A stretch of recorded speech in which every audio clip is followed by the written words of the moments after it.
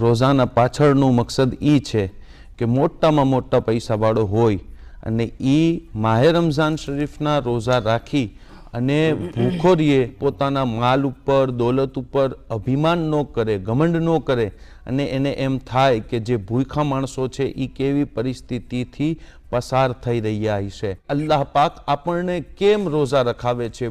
પરવરદિગારે આલમ, આ વિશ્વનું બનાવવાવાળો અલ્લાહ આપણને રોઝો કેમ રાખવાનો હુકમ આપે છે? આપણા ભૂખા રહેવાથી એને શું ફાયદો?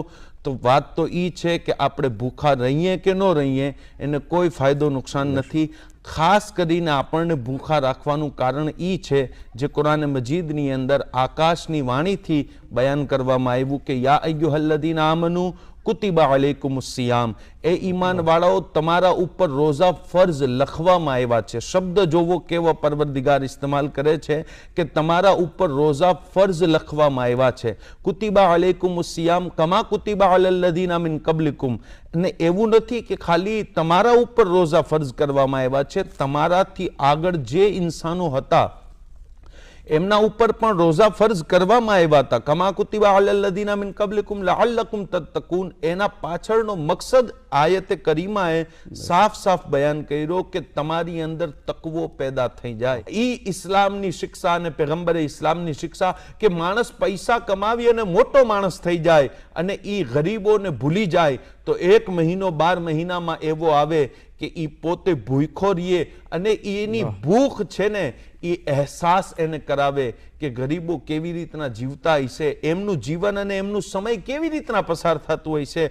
અને મારા આકા તાજદારે મદીના સલ્લલ્લાહુ તઆલા અલૈહિ વસલ્લમ વિશ્વની અંદર એક પીસનું, એક શાંતિનું, એક અમનનું મેસેજ આપે છે.